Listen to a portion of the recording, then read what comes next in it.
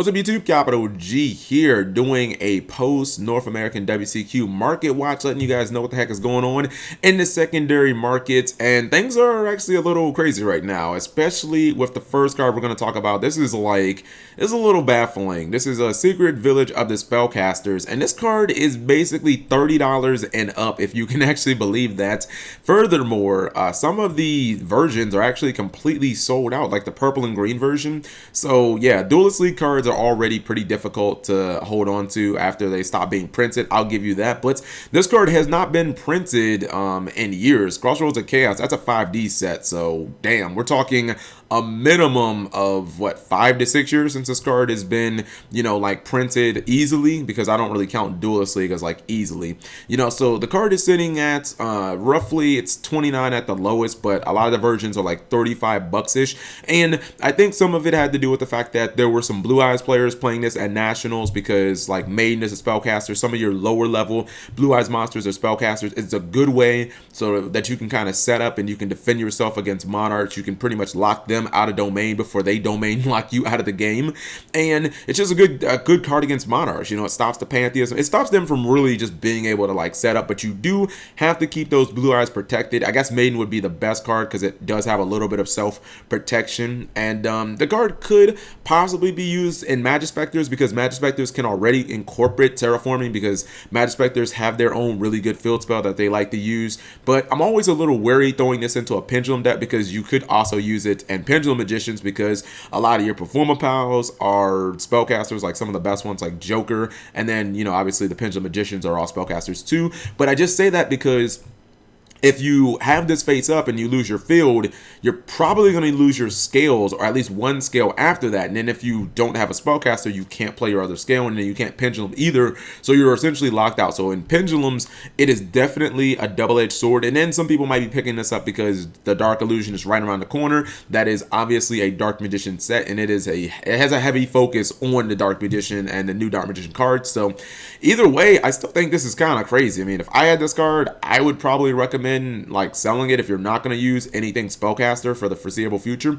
Next up, we've got Mega Thestalos. This card is sitting at about $6.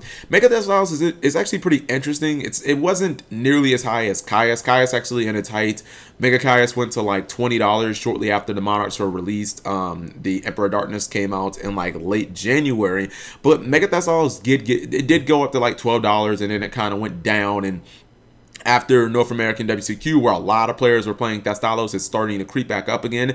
I've actually always been a fan of Thestalos. Like, Caius is cool because it can potentially hit 2 cards, but I'm a fan of Mega Thestalos because you can play it first turn, and like it's really, really good in Domain Monarchs because you can end up sniping out like the Twin Twister. You can snipe that out, or you can snipe out, you know, a potential like, you know, Mystical Space Typhoon, or just some random spell and trap removal to make your domain even, you know, like to make it just much more liver, you know, to make it so it lasts for a couple more turns. Snipe out that Eccentric Archfiend, and you know, you domain lock these decks and they pretty much just lose at that point.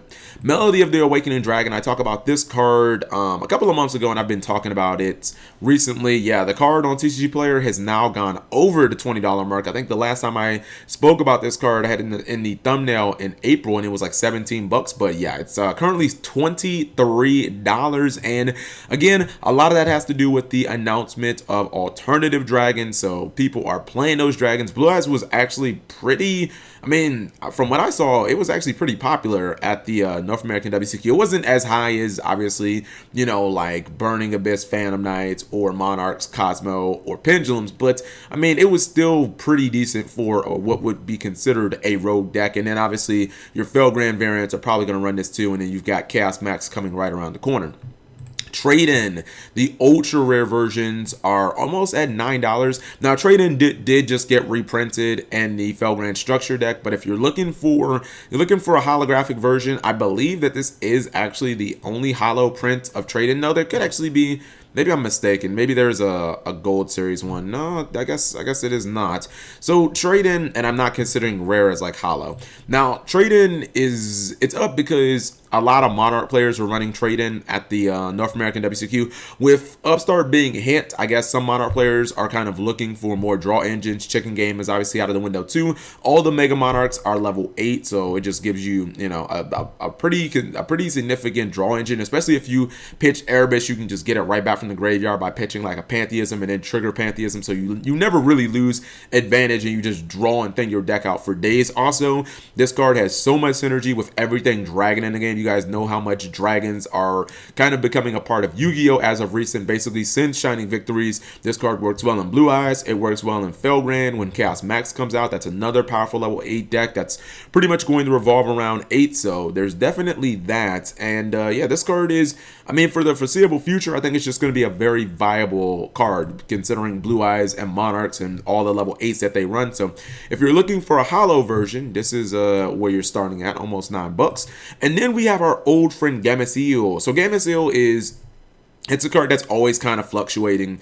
It's been as low as $2. Right now, it's currently sitting at $5. I mean, getting people out of the domain lock is, and I mean, it's as important as ever. You saw at Nationals, people weren't able to get consistently out of it, and Monarchs ended up winning the entire event, mainly thanks to domain. This card outs the domain lock, and moving forward, I think this card's actually going to be even more popular as we kind of have some of those OCG decks move into our meta.